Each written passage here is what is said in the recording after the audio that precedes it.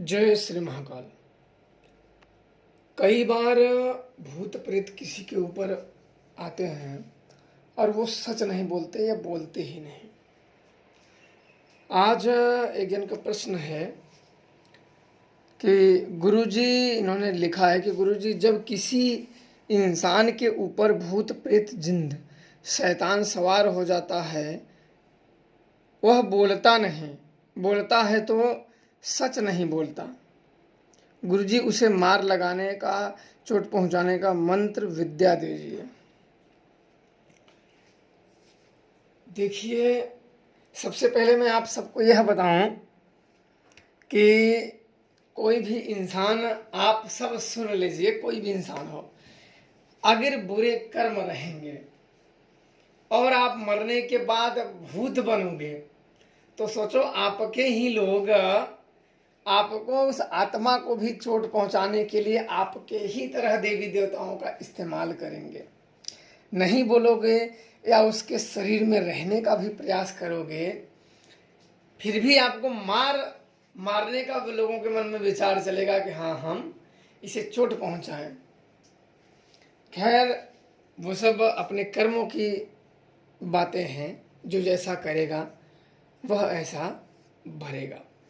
तो इनका ये कहना है कि कोई बोलते नहीं। तो सबसे पहले मैं आप लोगों को बता दूं कि जब कोई जानकार भूत के साथ अपने देवताओं को लगा के भेजता है तो वह वचन लेता है कि वहां जाके बोलना मत। अगर आप, वो भूत बोल देगा कि हमें इसने भेजा है, तो उस व्यक्ति का नाम खराब हो जाएगा या झगड़े की स्थिति बन जाएगी, या हो सकता है कि उससे भी आगे मार दंगा भी हो जाए, क्योंकि कोई भी व्यक्ति यह बर्दाश्त बिल्कुल नहीं करेगा कि तुमने मेरे ऊपर भेज दिया।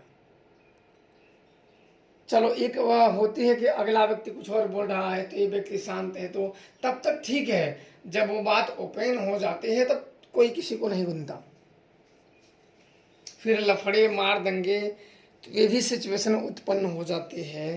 तो जानकार लोग उसको वचा लगा देते हैं। वचा का मतलब समझते हो कि वो बोलता नहीं। अब उसे बोल दो कहाँ है, किधर है, पहले तो बोलेगा नहीं।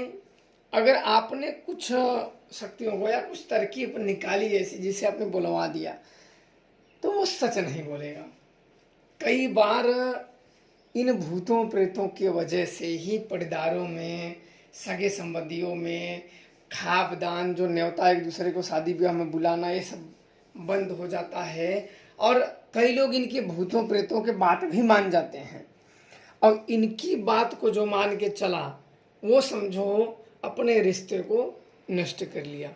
क्योंकि मैंने अपने जीवन में ऐसी बहुत चीज़ें देखी हैं कि इनकी बातों को मानने वाले बिल्कुल ही भ्रष्ट हो जाते हैं। अपने ही लोगों को छोड़ के, खापदान बंद करके, शादी ब्याहों में भी न्योता आपस में देना बंद कर दे, सिर्फ भूतों के कारण। भूत बोल देगा कि हमके फला आदमी ने ये किया है, और फला आदमी को पता ही नहीं है और किया भी नहीं होता है, और दूसरे तरीके से देखते हैं तो उसका खापदान बंद कर देते हैं। डांड मेडी जिसे बोलते हैं भाई आप वहाँ मत जाओ, ये ठीक हो जाएगा। ये पहले के जो ओझा लोग थे वो भी आते हैं, और अब भी कुछ लोग ऐसे करते हैं। अब बात आती है कि भूतों को चोट पहुंचाना, उसे मार लगाने का, उसे चोट पहुंचाने का मंत्र। तो शमशान काली का जो मंत्र है वो एक मंत्र 1000 कार्यों में काम करता है। आपको मैं बता दूं कि शमशान काली एक शक्ति है। उनको सिद्ध करने के बाद, उनकी कृपा प्राप्त होने के बाद, हालांकि कोई भी कार्य उनसे आप प्रार्थना करोगे तो अवश्य होगा। चाहे भूत को मारना हो, चाहे भूत को पकड़ना हो, चाहे कुछ भी करना हो, अगर वो मंत्र जागृत हो गया तो मंत्र जाप करने के बाद आप कोई भी कार्यों को करेंगे, वो कार्य आपके सिद्ध हो जाएंगे। चाहे भूत को मारना हो, चाहे पकड़ना हो, अगर उस मंत्रों से भूत को मारना हो, चोट पहुंचानी हो, तो उस मंत्र से भस्म ले। भस्म लेने के बाद मंत्रों को पढ़े और फूंक मारें, अभिमंत्रित करें। और रोगी व्यक्ति जो सही नहीं बोल रहा है या उलट पुलट या कई ऐसे भूत प्रेत शर्त रख देते हैं कि नहीं मैं नहीं जाऊंगा, इसे मार के ही जाऊंगा। कई लोगों में ऐसे आते हैं कि ऐसी शर्त रख देते हैं कि मैं इसे मार के ही जाऊंगा, वो नहीं छोड़ना चाहते। तो उन सब में इस मंत्रों को पढ़ के आप वहाँ फेंकेंगे तो स्वयं ही वो आत्मा, जो भूत आत्मा है, जो प्रेत आत्मा है, जिन्न शैतान जो भी है, वो कराहने लगेगा, चिल्लाने लगेगा कि हमें छोड़ दो, हम चले जाएंगे। उनको तकलीफ होने लगेगी, उसके शरीर में उन्हें बहुत तकलीफ होने लगेगी। तो उसके शरीर को छोड़ के वो भागने का प्रयास करते हैं, भागने का प्रयास करते हैं, जाने का प्रयास करते हैं, और वो चले भी जाते हैं। तो शमशान काली के मंत्रों का आप लोग अवश्य सिद्ध कर लें।